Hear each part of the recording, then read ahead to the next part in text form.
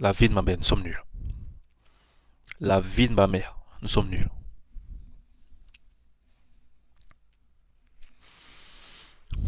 Putain, putain, mais putain.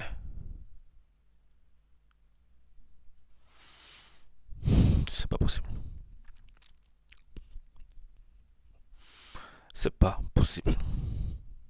Mais putain.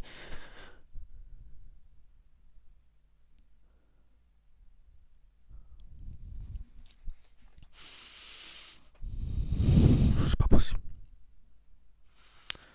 C'est pas possible. Si c'était possible, ça n'allait pas arriver. C'est possible.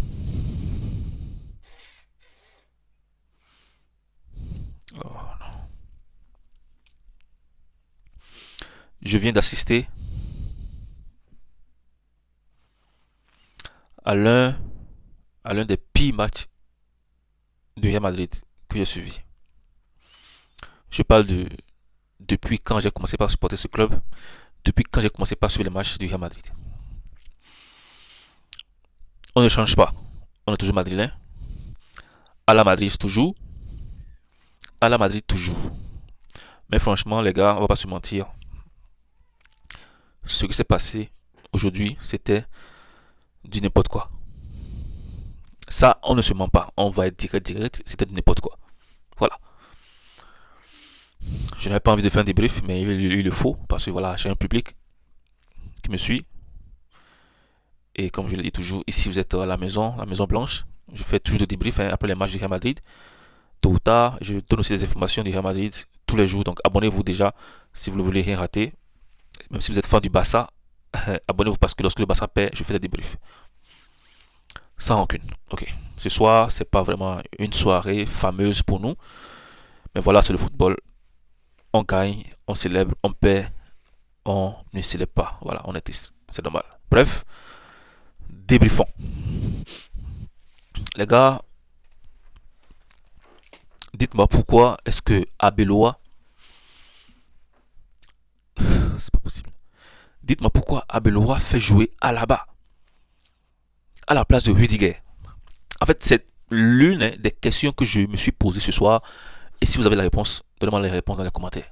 D'abord, pour commencer, est-ce que vous pouvez rentrer dans la tête d'Alaba, je dis Alaba, Abeloa, rentrer dans sa tête pour voir ou savoir pourquoi il met Alaba à la place de Rudy. Mais tu ne, tu n'as pas le droit. Tu n'as pas le droit maintenant, à l'heure actuelle, de faire du turnover.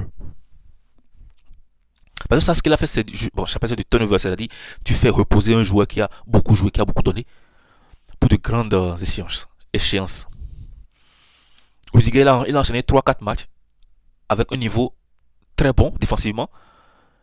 Et parce qu'on a encore un match retour face au Benfica, on fait reposer Rudiger qui est très bon depuis 4 matchs. Alors qu'on vient de prendre 2 points d'avance sur le Barça dans le championnat. Tu vas jouer à l'extérieur sur un terrain compliqué. Osasuna qui est 10ème de la Liga. Être 10ème de la Liga, c'est pas rien. C'est donné. C'est parce que vous avez mérité être 10ème que vous êtes 10ème de la Liga. Tu vas jouer à Osasuna, un club qui est 10ème de la Liga, sans Rudiger en défense. Tu fais ramener Asensio qui était blessé, ou qui est toujours blessé, mais qui joue avec la blessure. Et tu fais la paix Asensio Alaba qui a joué, ça fait déjà 5 ans. La dernière fois que j'ai vu Alaba jouer, ça fait déjà 5 ans. Ça fait 5 ans que j'ai vu Alaba jouer. Ça fait déjà 5 ans. Bon, lorsqu'il joue, c'est quoi 5 minutes, 10 minutes. Ça fait 5 ans que moi je l'ai vu être titulaire pour un match de la Liga. Et quel match? Au moment où nous avons la capacité, c'est-à-dire on a la chance d'avoir 5 points d'avance sur le Barça.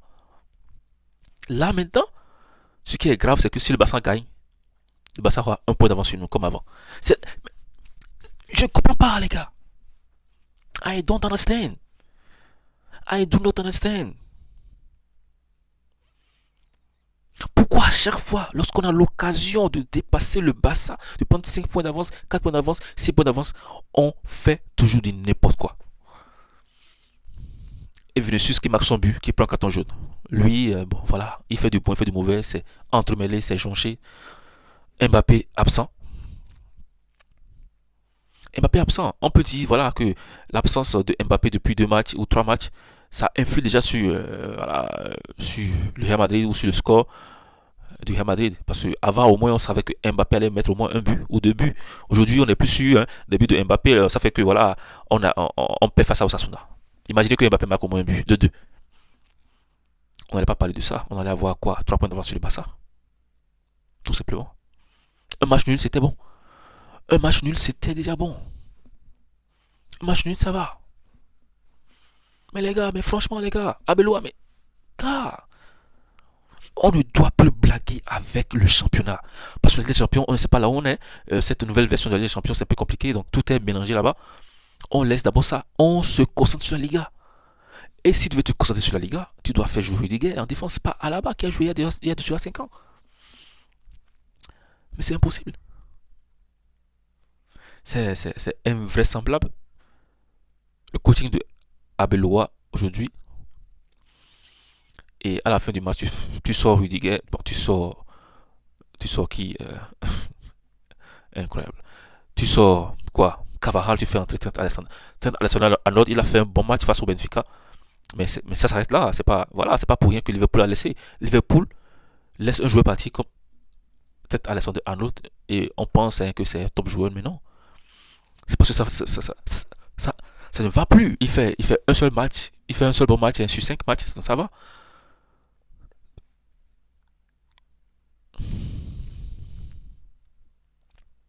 Le niveau ce soir, c'était tellement bas. Physiquement, on n'est pas au point. C'est pas si, voilà, on a laissé, hein, autant d'énergie face au Benfica, ou si, voilà, on a juste minimisé, hein, l'impact que pouvait avoir au Sassuolo à domicile. Mais les gars, on parle de la Liga. On ne néglige aucun club. La Liga depuis 2020 est devenue un championnat difficile. Il n'y a plus de clubs à négliger. Le Barça et le Real se font toujours surprendre par de petits clubs en Liga. En Liga, il n'y a pas de petits clubs, surtout lorsque vous vous rencontrez. Bon, lorsque vous êtes le Barça ou le Real Madrid, que vous rencontrez les petits clubs, il y a plus de petits clubs. Et la Liga commence par devenir peu à peu la première ligue où le dernier peut battre le premier. Attention, j'ai été, j'ai été déçu de l'attitude des joueurs d'abord, parce que physiquement c'était pas là, techniquement c'était absent. Le coach, il a fait du n'importe quoi, franchement, pas se mentir. Et voilà, je me dis, hein, on a sous-estimé Osasuna. C'était une grave erreur. Et ça va peut-être nous apprendre à ne plus sous-estimer aucun club en Liga. C'est déjà fait, on va pas, voilà, on va pas traîner dans la boue. Le score est acté de 1 pour Osasuna. Un but de Vinicius Junior qui, déjà quoi, 4 5 matchs, il marque toujours au moins un but. Pour Vinicius Junior, ça va, voilà, il revient à son meilleur niveau. Mais l'équipe, les, en fait, l'équipe ne doit pas faire, l'équipe n'a pas le droit actuellement, hein, de se déconcentrer. Parce que ça, moi j'appelle ça un laisser-aller total. On n'a pas le droit parce que Abeloa a repris le club, c'est en reconstruction, il va falloir être sérieux maintenant. Il va falloir être sérieux maintenant et avancer. Les gars, franchement, j'ai été tellement déçu. J'aurais aimé, hein, que ce but marqué par l'Osasuna soit un hors-jeu pour qu'on reste au moins sur 1-1, mais voilà, malheureusement, c'est le football. J'espère que demain le Barça va perdre ou le lundi, je ne sais pas quand est-ce que le Barça va jouer. J'espère qu'ils vont perdre et qu'on va encore reprendre les 2 points d'avance. Mais franchement, les gars, attention, attention. Portez-vous bien. Pour ceux qui ne sont pas abonnés, abonnez-vous tout simplement. On se dit à la Madrid.